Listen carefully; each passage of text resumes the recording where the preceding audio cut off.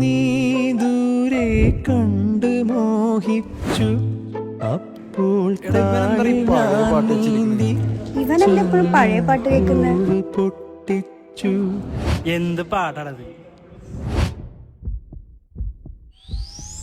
പിന്നെ തണ്ടൊടിഞ്ഞ താമര കൊണ്ടുവന്നപ്പോൾ പെണ്ണെ നിൻ കവിളിൽ കണ്ടു മറ്റൊരു താമരക്കാട്.